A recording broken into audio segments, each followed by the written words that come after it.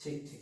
चलिए आज हम लोग राज्य के बारे में बात करते हैं। State, what is the state? राज्य।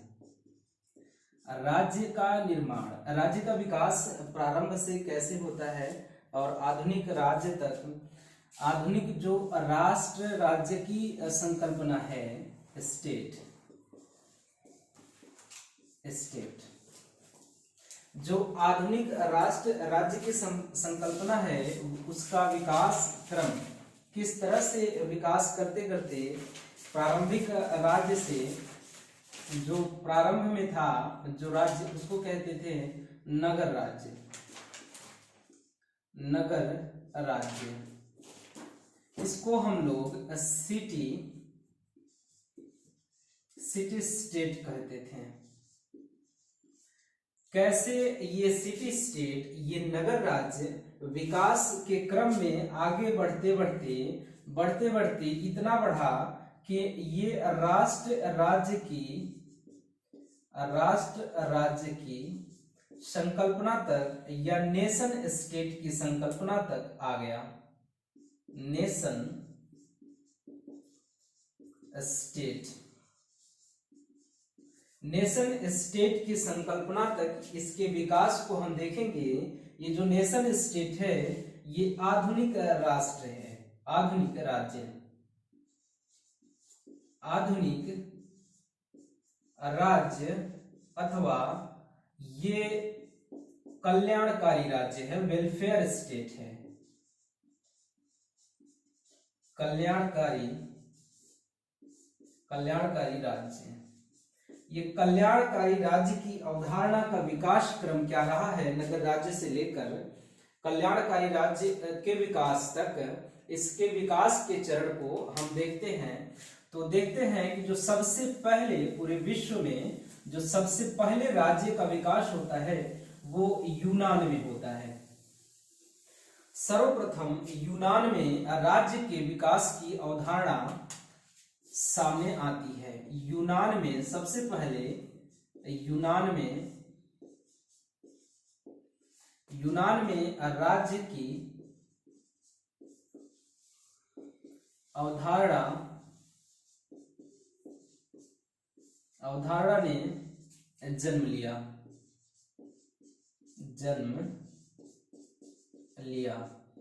सबसे पहले यूनान में राज्य की अवधारणा ने जन्म लिया और इस राज्य को यूनानी लोग, यूनानी विचारक, खासकर जो विशेष रूप से हैं अरस्तु और प्लेटो,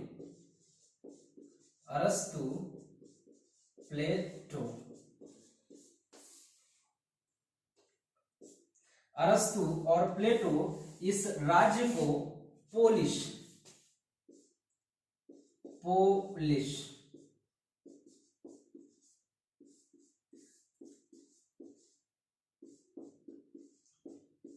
कहते थे। यूनानी विचारक इस राज्य को, जो प्रारंभ में राज्य की अवधारणा सामने आई, इस राज्य को यूनानी विचारक या अरस्तु या प्लेटो इस राज्य को पोलिस कहते थे।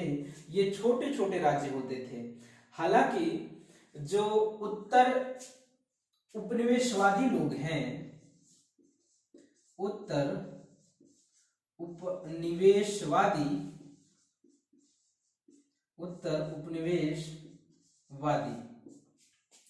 उत्तर का अर्थ होता है बाद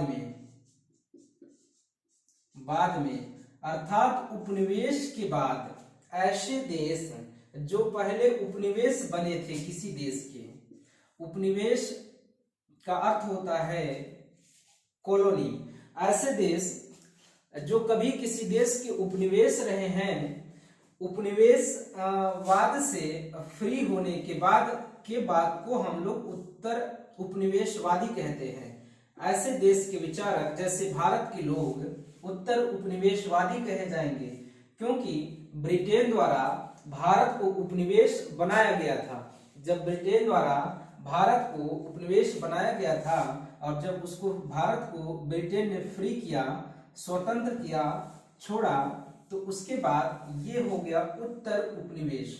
उत्तर उपनिवेशवादी लोग ये कहते हैं कि जो राज्य का अवधारणा है, जो राज्य का विकास है, राज्य की अवधारणा है, ये कम से कम जो महाजनपद काल है भारत में, महाजनपद काल, ये कहते हैं कि महाजनपद काल में भी तो मगध साम्राज्य एक राज्य ही था, लिच्छवी गढ़ राज्य एक राज्य था, काशी, कौशल, नरेश, 16 बड़े बड़े राज्य मगध काल में थे।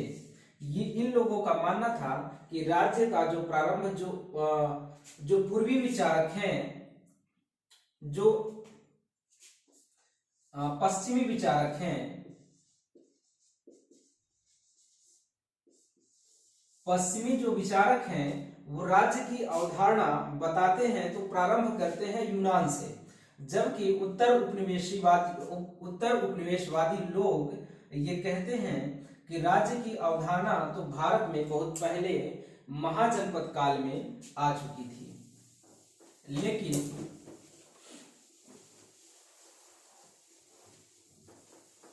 जो पश्चिमी विचारक हैं, उनके अनुसार यूनान में सबसे पहले राज्य की अवधारणा देखने को मिलती है, और यूनानी विचारक उस राज्य को पोलिस कहा करते थे।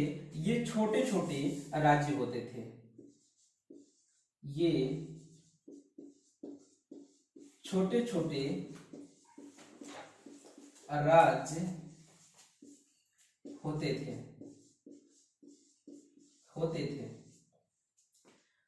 जैसे भारत में कबीलों की भांति, भारत में जैसे कबीला राज्य, जैसे भारत में कबीला राज्य हुआ करते थे कभी, उसी तरह से ये राज्य छोटे छोटे होते थे जिसे पोलिस कहा जाता था। ये राज्य ठीक ऐसे वैसे ही राज्य थे जैसे भारत में कबीला, स्टार्टिंग में कबीला राज्य था।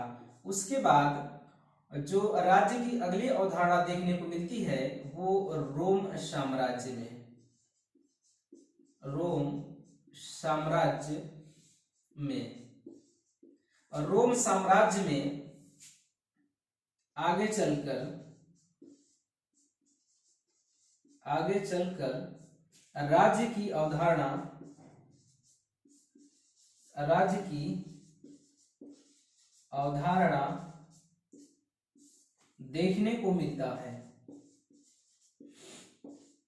देखने को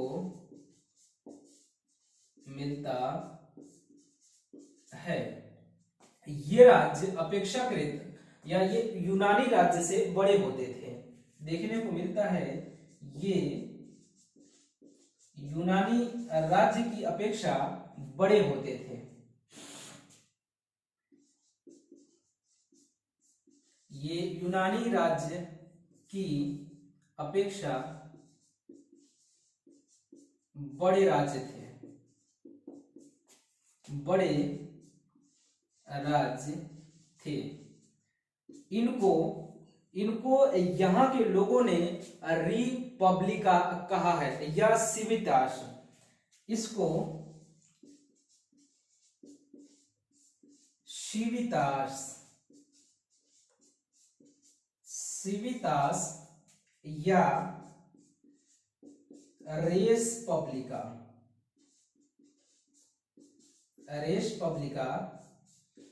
या रिपब्लिका कहा गया, या रिपब्लिका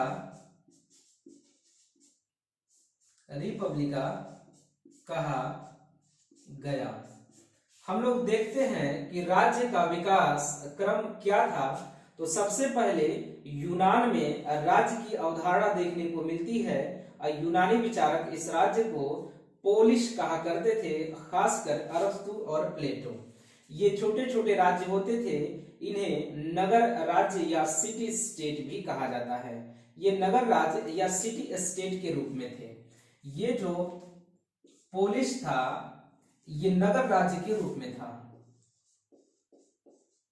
नगर राज्य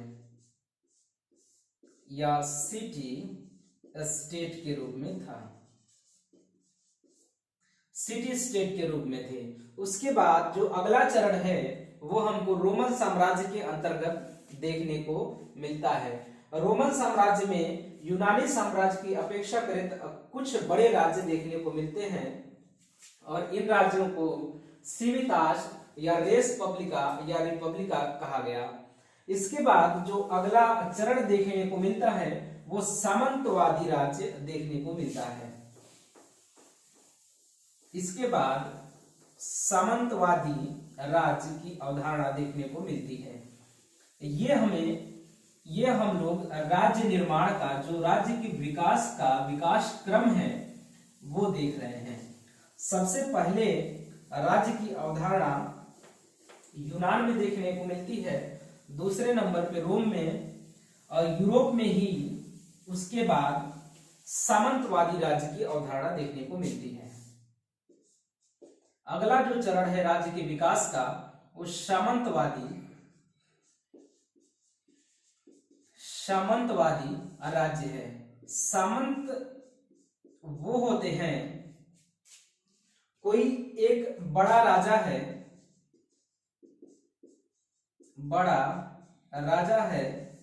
ये राजा किसी व्यक्ति को, ये राजा बड़ा राजा है, ये किसी व्यक्ति को अपने क्षेत्र का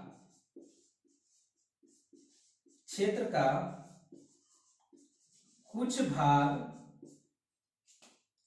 क्षेत्र के कुछ भाग का शासन प्रशासन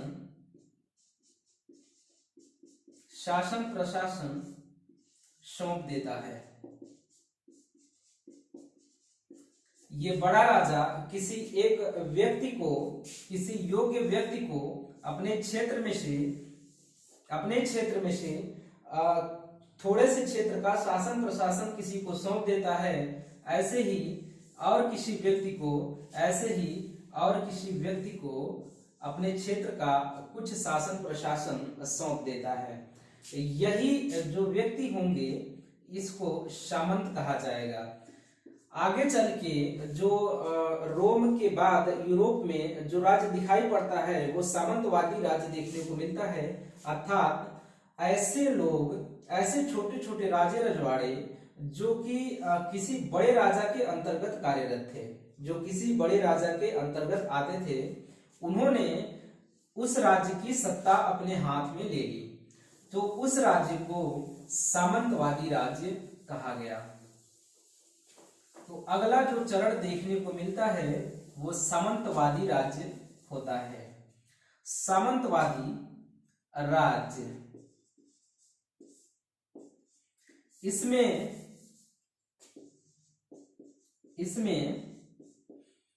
सत्ता का या शक्ति का विकेंद्रीकरण या फैलाव, शक्ति का विकेंद्रीकरण या बंटवारा देखने को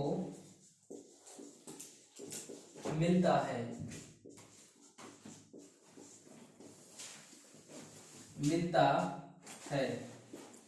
चूंकि ये सामंतवादी है, ये सामंतवादी राज्य है, सामंतों द्वारा बनाया गया राज्य है, तो इसमें शक्ति का बंटवारा देखने को मिलता है। ये राज्य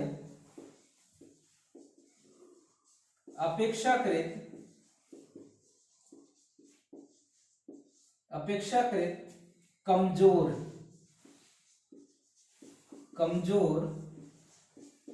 होते थे। इसके बाद सामंतवादी राज्य के बाद जो अगला राज्य देखने को मिलता है वो पुलिस राज्य होता, पुलिस राज्य, रक्षात्मक राज्य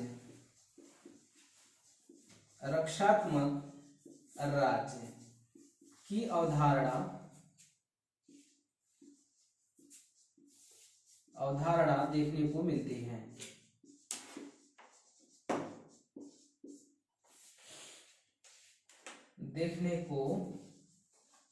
है। जिसको पुलिस राज्य कहा जा सकता है। पुलिस राज्य कहा जाता था।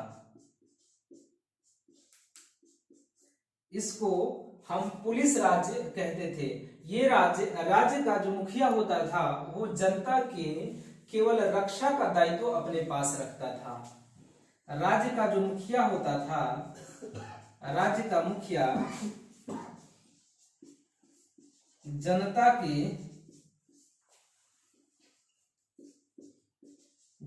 के रक्षा का दायित्व अपने पास रखता था। अपने पास रखता था। यह था पुलिस राज्य। इसके बाद पुलिस राज्य की अवधारणा हमको देखने को मिलती है। पुलिस राज्य में था क्या कि जो राज्य का मुखिया होता था, जो हेड होता था राज्य का, वो मुखिया जनता के सिर्फ रक्षा का दायित्व अपने पास रखता था। इसके बाद जो अगला राज्य देखने को मिलता है वो देखने को मिलता है हमारा कल्याणकारी राज्य। जन कल्याणकारी राज्य की भूमिका अब सामने निकल के आती है। जन कल्याणकारी राज्य की अवधारणा अब देखने को प्राप्त होती है। जन कल्याणकारी राज्य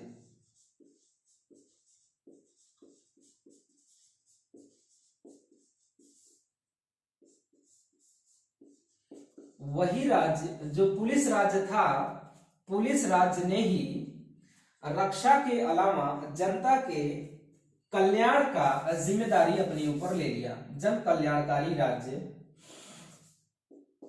में जनता के रक्षा के अलावा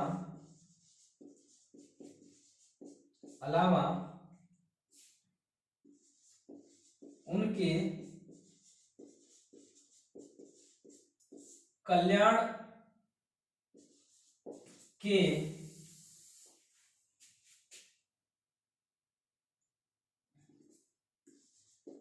बारे में भी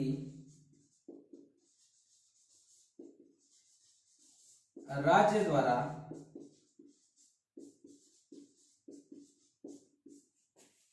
विचार किया जाता है। इसके बाद जो पुलिस राज्य था, पुलिस राज्य का ही अगला चरण जो था, रक्षात्मक राज्य का ही अगला चरण जो था, वो जन कल्याणकारी राज्य के रूप में सामने आता है। यही जन कल्याणकारी राज्य ही है जिसे आधुनिक काल में, आधुनिक रूप में नेशन स्टेट कहते हैं।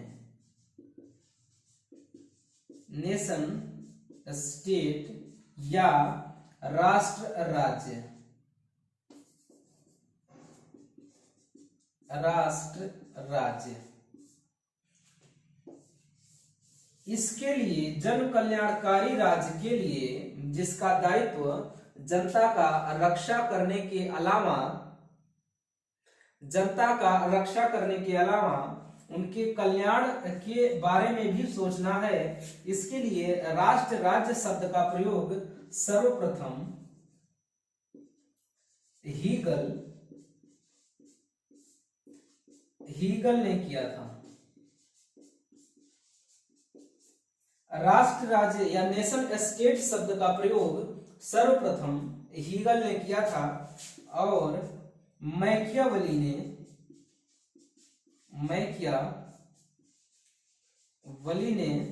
सर्वप्रथम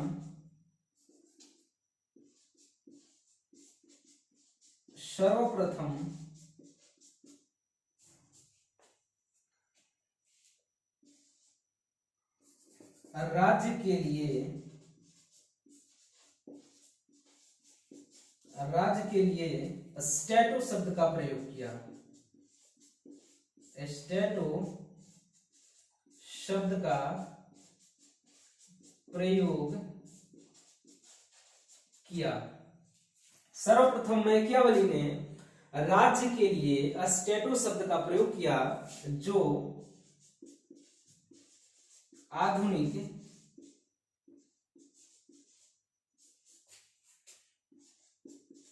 राष्ट्र राज्य की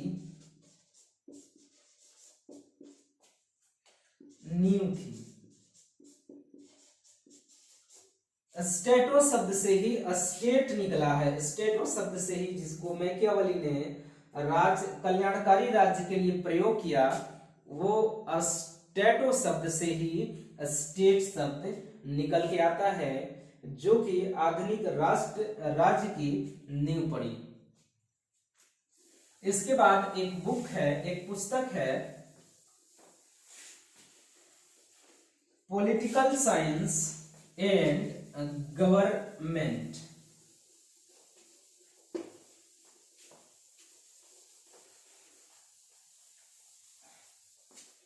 एक पुस्तक है पॉलिटिकल साइंस एंड गवर्नमेंट।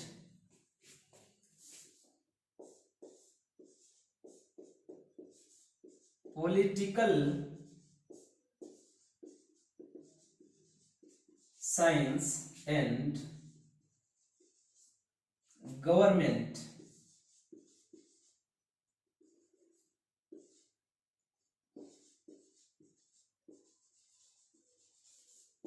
ये पुस्तक प्रकाशित हुई थी 1928 ईस्वी में। इस पुस्तक के लेखक हैं गार्नर।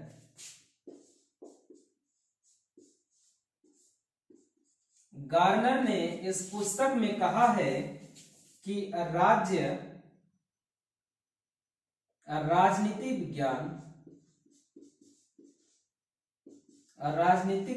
विज्ञान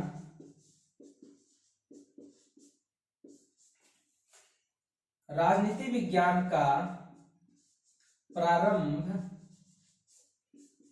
व अंत, राजनीति विज्ञान का प्रारंभ और अंत राज्य से होता है,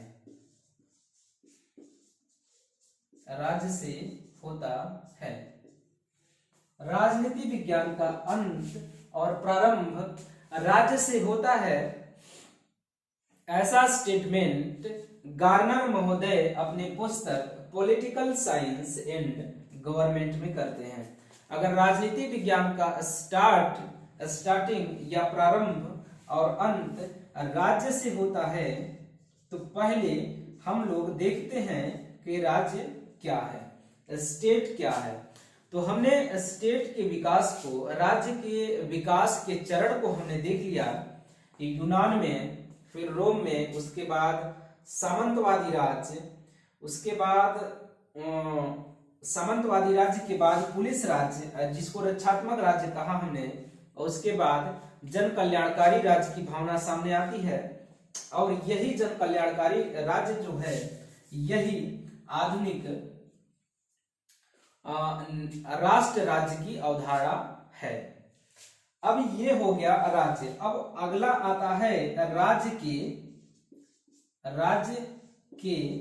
तत्व।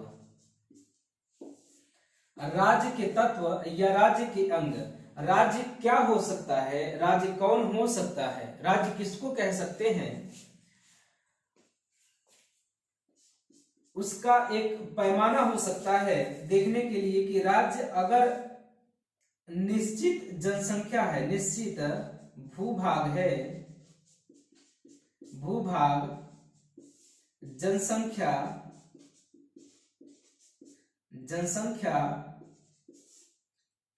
भूभाग, जनसंख्या, सरकार और संप्रभुता,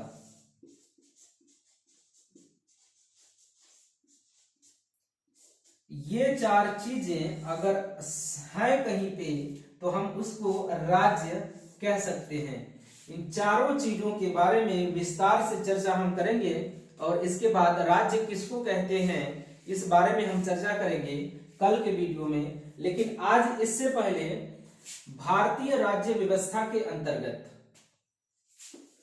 भारतीय राज्य व्यवस्था के अंतर्गत हम लोग क्या पढ़ेंगे, इसके सिलेबस के बारे में चर्चा कर लेते हैं, क्योंकि आज से हम लोगों का भारतीय राज्य व्यवस्था का अध्ययन प्रारंभ हो जाता है। राज्य व्यवस्था का अध्ययन के दौरान बीच बीच में हम लोग जैसे हीगल, मैकियावली,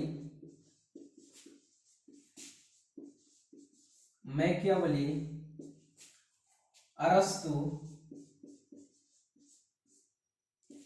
प्लेटो,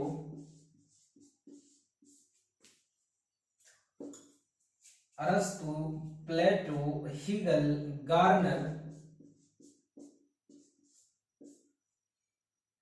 मार्क्स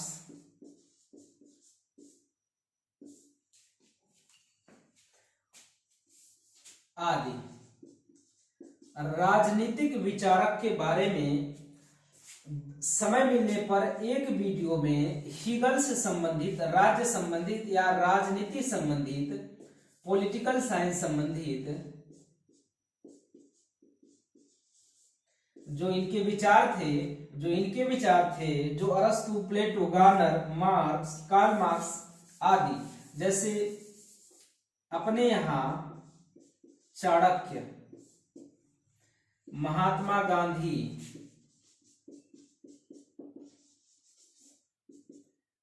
आदि का जो विचार था राज्य को लेकर, राजनीति विज्ञान को लेकर, सबके बारे में हम चर्चा करेंगे।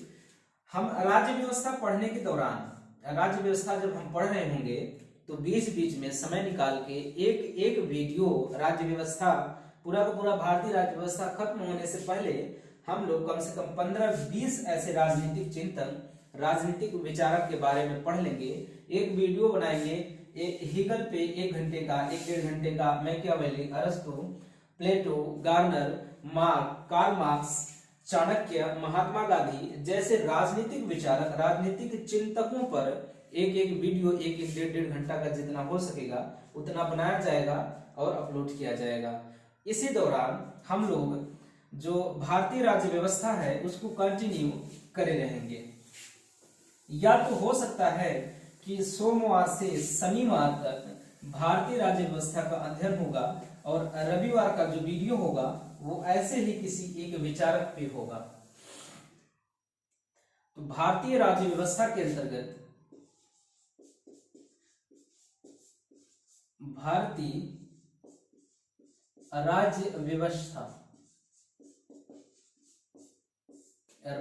राज्य व्यवस्था के अंतर्गत हम लोग क्या क्या पढ़ने वाले हैं, एक तरफ आज सिलेबस की चर्चा करेंगे।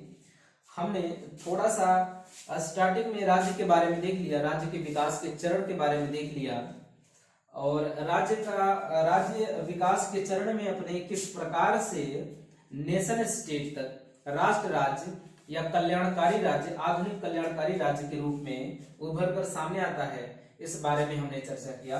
अब हम लोगों को पढ़ना है भारतीय राज्य व्यवस्था के बारे में, इसके सिलेबस की चर्चा कर लेते हैं। इसके सिलेबस के अंतर्गत जो हम लोगों का पहला टॉपिक होगा राज्य व्यवस्था।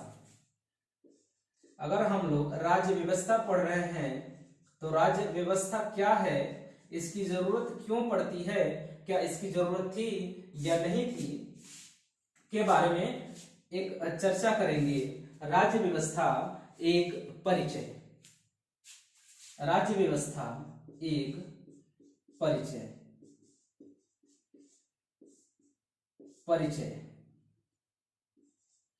राज्य व्यवस्था एक परिचय के बाद हम लोगों का जो, अब हम लोग जब राज्य व्यवस्था पढ़ रहे होंगे तो भारतीय राज्य व्यवस्था के अंतर्गत भारतीय संविधान को पढ़ेंगे। तो संविधान एक परिचय, संविधान एक परिचय।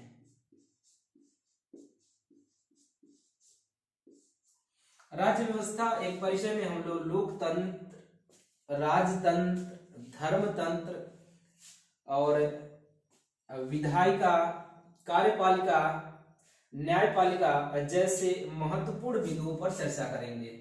उसके बाद हम लोग संविधान एक परिचय के बारे में देखेंगे कि संविधान की मांग भारत में किस प्रकार से हुआ, किस प्रकार से संविधान सभा का निर्माण हुआ और किस प्रकार से संविधान का निर्माण हुआ। उसके बाद जो हम लोगों का तीसरा टॉपिक होगा वो संविधान की प्रस्तावना, भारतीय संविधान की प्रस्तावना।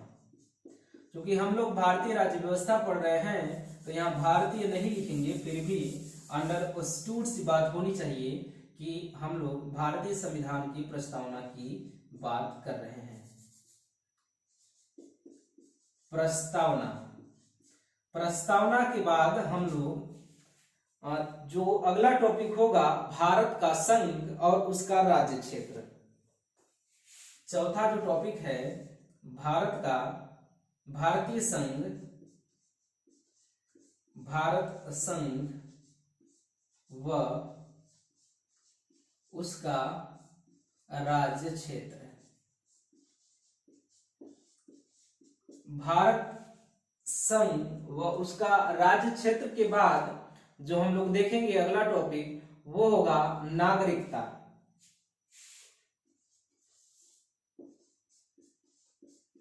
नागरिकता। इसके बाद छठवां जो टॉपिक होगा मूल अधिकार होगा।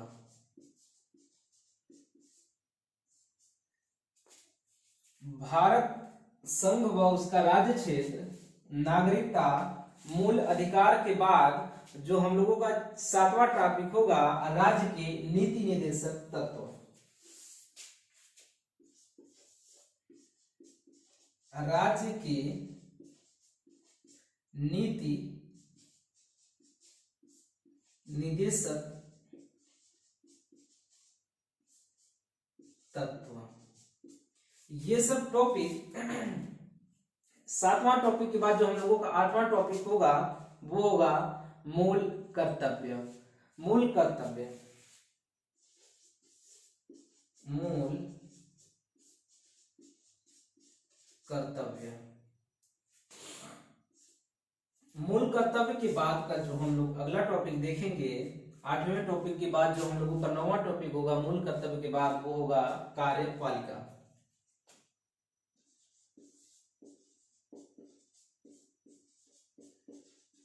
कार्यपालिका।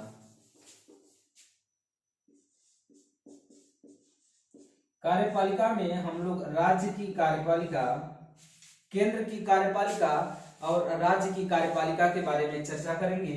उसके बाद जो होगा हम लोगों का विधायिका, कार्यपालिका, विधायिका और न्यायपालिका। जो 11वां हम लोगों का टॉपिक होगा वो न्यायपालिका होगा। न्यायपालिका। उसके बाद केंद्र राज्य संबंध के बारे में हम लोग चर्चा करेंगे। केंद्र राज्य संबंध। केंद्र राज्य के संबंध के बारे में चर्चा करने के बाद जो हम लोगों का अगला टॉपिक होगा वो होगा केंद्र राज्य संबंध। पढ़ने के बाद हम लोग क्या पढ़ लें, 13वें नंबर पे कुछ राज्यों के लिए विशेष उपबंध पढ़ लेते हैं हम लोग 13वें नंबर पे। कुछ राज्यों के लिए विशेष उपबंध, विशेष उपबंध। उसके बाद 14 नंबर पे आपातकालीन उपबंध। आपातकालीन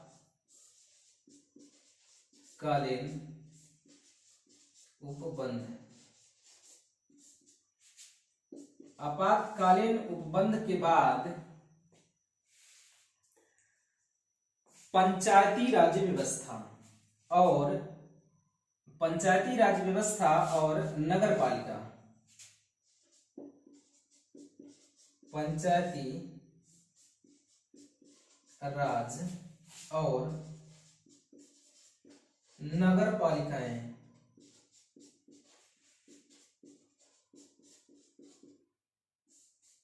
पंचायती राज और नगरपालिकाएं 15 नंबर पे पढ़ेंगे 16वें नंबर पे अनुसूचित जाति और जनजाति क्षेत्र।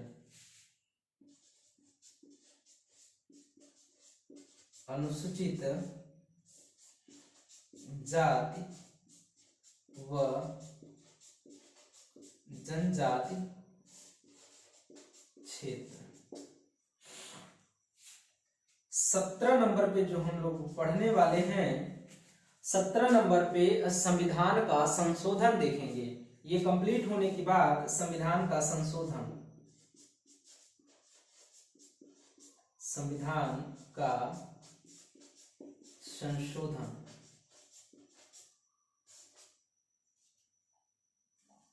उसके बाद 18वें नंबर पे, 18वां नंबर जो हम लोगों का होगा वो होगा संवैधानिक। संवैधानिक क्या है, कुछ शब्दों पे चर्चा करेंगे। संवैधानिक,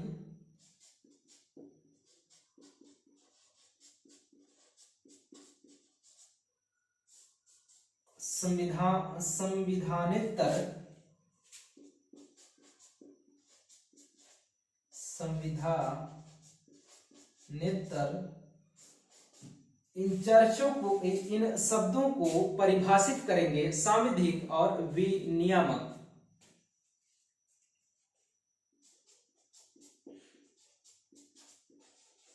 सांविधिक व विनियामक, इन शब्दों का हम लोग इन शब्दों को परिभाषित करेंगे और देखेंगे कि आखिर संवैधानिक, संविधानेतर और सांविधिक और विनियामक क्या है। उसके बाद कुछ जो हम लोगों का अंतिम टॉपिक होगा, 19वां जो हम लोगों का नंबर का टॉपिक होगा, वो हम लोग बात करेंगे कुछ अन्य देशों के संविधान के बारे में। कुछ अन्य देशों के महत्वपूर्ण संवैधानिक उपबंध।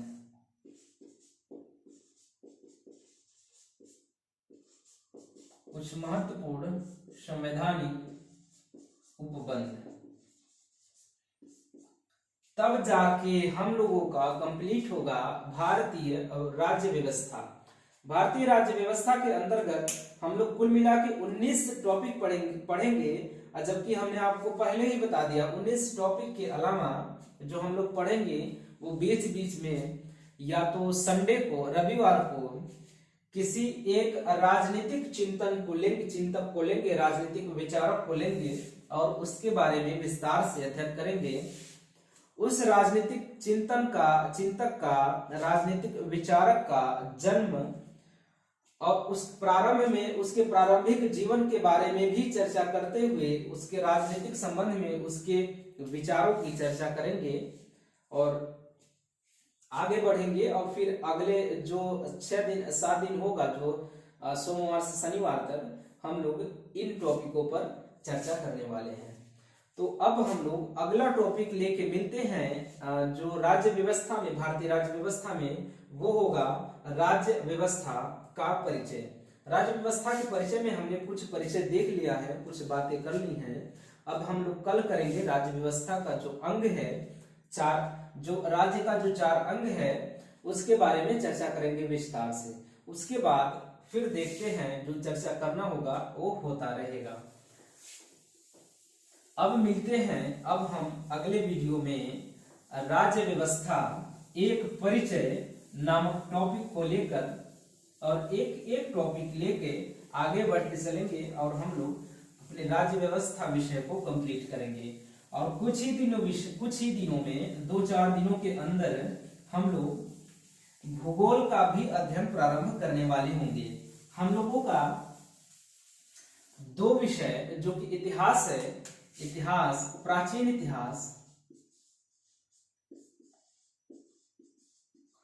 प्राचीन इतिहास का हम लोग अध्ययन किए हुए कर रहे हैं, चल रहा है, जिसमें हम लोग सिंधु घाटी की सभ्यता इसमें पढ़ रहे हैं। सिंधु घाटी की सभ्यता।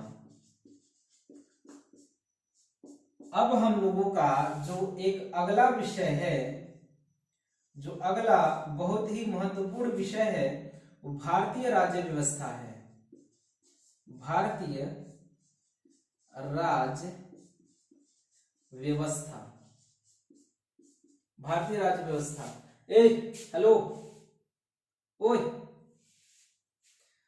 भारतीय राज्य व्यवस्था है। और भारतीय राज्य व्यवस्था आज से हम लोग आज हमने भारतीय राज्य व्यवस्था के अंतर्गत इसके सिलेबस की चर्चा कर लिया और हमने कुछ एक चीजें भी चर्चा कर ली हैं। और इसका जो अब कल से हम देखेंगे राज्य व्यवस्था, राज्य व्यवस्था एक परिचय। जो राज्य व्यवस्था एक परिचय के अंतर्गत जितनी भी बातें हम लोग करेंगे, पूरे की पूरी राज्य व्यवस्था का जो ये क्लास होगा, पूरा का पूरा 18-19 टॉपिक होगा, जो इन टॉपिक्स में इस वीडियो में या इस क्लास में बताए गए एक एक शब्द का प्रयोग बीच में होता रहेगा। जो ये राज्य व्यवस्था एक परिचय नामक टॉपिक होगा, ये जो हम लोगों का लेसन होगा, इसमें कुछ शब्दावलियों को, कुछ शब्दावली को परिभाषित करेंगे, उसके अर्थ को समझेंगे। ये शब्दावली पूरे के पूरे राज्य व्यवस्था क्लास में हम लोग इस शब्दावली का प्रयोग करते रहेंगे। और पहले ही क्लास में जब हम इसको समझ चुके होंगे कि ये है क्या, तो वहां पे समझने में हम लोगों को कोई समस्या उत्पन्न नहीं करेगा ऐसा कोई शब्दावली। इन शब्दावलियों के बारे में हम लोग यहाँ पे कल चर्चा कर लेंगे। तो अब हम मिलते हैं अगले वीडियो में, राज्य व्यवस्था का अगला वीडियो लेकर, राज्य व्यवस्था एक परिचय।